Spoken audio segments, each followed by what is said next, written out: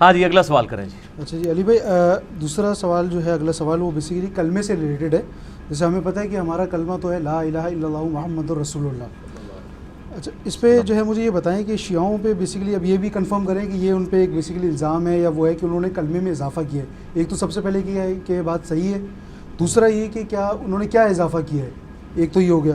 اچھا اسی طرح جو ہے بریلویوں نے آپ کو پتہ ہے کہ کچھ اذان کے سے پہلے صلاۃ والسلام اور وہ اس کو اسپیکر پہ کرتے ہیں، بیسیکلی اسپیکر کے اندر اس کو کرتے ہیں. تو اس سے یہ لگتا ہے کہ وہ ایک اذان کا پارٹ ہے. فار ایگزامپل اگر کوئی غیر مسلم اگر یہ سنے تو اس کو وہ تو سمجھے گا، وہ تو یہی سمجھے گا کہ بھائی اذان کا پارٹ ہے. تو اس کے بارے میں ہاں جی اس میں میرا موقف یہ ہے میرے بھائیوں کے، پہلی بات تو یہ ہے کہ یہ جو اضافہ ہے یہ سب نہیں کیا ہوا ہے. دین میں جو اچھی چیز کا اضافہ ہے وہ تو نہ کفر ہے نہ شرک ہے، زیادہ سے زیادہ بدعت ہے. اذان کے ساتھ درود کا جو اضافہ انہوں نے کیا ہے وہ کہتے ہیں جی ہم پہلے درود پڑھتے ہیں پھر وقفہ کرتے ہیں پھر اذان دیتے ہیں. اضافہ نہیں کیا ہوا، تھوڑا سا وقفہ رکھا ہوا ہے لیکن اٹیچ تو اس کو کر دیا نا. مسلم شریف میں حدیث ہے جو اذان کا جواب دے اس کے بعد درود پڑھے اور الوسیلہ والی دعا اللہ سے مانگے، میری شفاعت اس کے لیے حلال ہو جائے گی. بعد میں تو درود ضرور پڑھے، ٹھیک ہے جی. پہلے والا جو درود ہے وہ اذان کے ساتھ اس طریقے سے جوڑ کے، تو اس کی مخالفت تو خود غلام سعود سعیدی رحمہ اللہ تعالی جو پاکستان لیول کے محدث تھے بریلویوں کے اور علمی اعتبار سے میرے استاد بھی ہیں، انہوں نے تو باقاعدہ خود اس کے خلاف لکھا ہے اور انہوں نے بڑا یعنی سخت الفاظ میں لکھا ہے شرح صحیح مسلم میں کہ حضرت بلال ہم سے زیادہ عاشق رسول تھے، وہ اذان سے پہلے وقفہ کر کے درود نہیں پڑھا کرتے تھے. تو آپ نے ایک چیز یعنی ایڈ کی، اور ان کی مسجد میں اذان سے پہلے درود نہیں ہوتا تھا، اذان کے بعد پڑھواتے تھے. وہ بھی کہتے تھے 4-5 دن کے بعد ایک اذان کے بعد. روٹین نہیں بنائی تھی، وہ کہتے ہیں منع کیا ہوا کہ روٹین نہیں بنانی ہے، اس کو کوئی حصہ نہ سمجھ لے. اور 4-5 دن کے بعد اس لیے کہ ہم پہ کوئی وہابی ہونے کا فتویٰ نہ لگا دے. ظاہر ہے دونوں طرف بیلنس رکھنی پڑتی ہے نا، کیا کریں آپ کس معاشرے میں رہ رہے ہیں. پتہ ان کو بھی تھا، انہوں نے لکھ دی ہے یہ بات شرح صحیح مسلم کے اندر.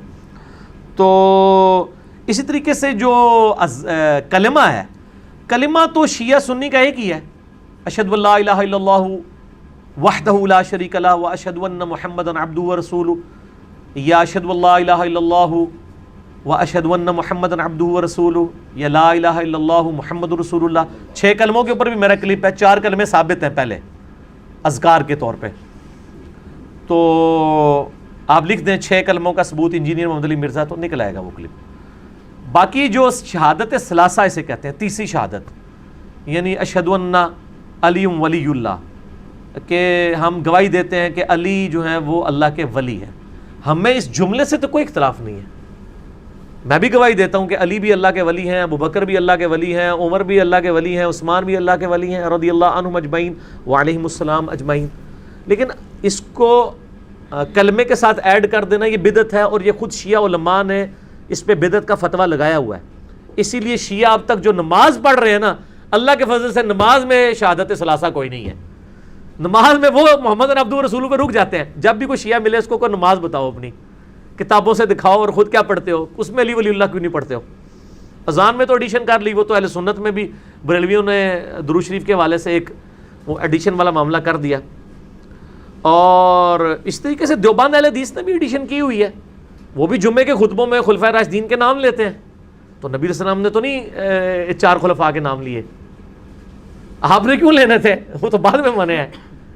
تو وہ جب آپ شیعہ سے بات کریں گے وہ کہتے ہیں آپ بھی جناب یہ جو حضرت ابو بکر کے لیے، عمر کے لیے، عثمان کے لیے، علی کے لیے 4 کے نام لے کے حدیثیں بیان کرتے ہیں، تو یہ نبی علیہ السلام کے خطبے میں بیان کرتے تھے؟ تو ہم کہتے ہیں نہیں کرتے تھے، وہ تو کسی ایک موقع پہ حدیث بیان کی تھی. تو وہ کہتے ہیں آپ نے بھی تو یہ ایڈیشن کی ہوئی ہے. یہ وہی بات ہے کہ بیٹا تو کیوں فیل ہوا، ابا جی تھوڑے دوست کا منڈا بھی فیل ہو گیا، آپ کے دوست کا بیٹا بھی فیل ہو گیا، میں بھی فیل ہو گیا، تو کیا کون سی نئی بات ہے، فیل دونوں ہی ہوئے ہیں. تو یہ چیزیں جو ہے نا وہ بدعات میں آتی ہیں. اس سے کوئی کلمہ علادہ نہیں ہو گیا، کوئی دین علادہ نہیں ہو گیا، وہ اسلام سے خارج نہیں ہو گئے ہیں.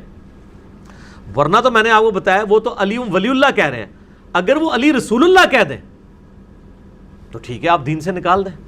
71B میرا مسئلہ ہے، انڈیا اور پاکستان کے بزرگوں کی 19 گستاخانہ عبارات کا تحقیقی جائزہ، اس میں آپ کو پتہ چل جائے گا یہ کلموں والے مسئلے کس کس نے کیے ہوئے ہیں. ٹھیک ہو گئے.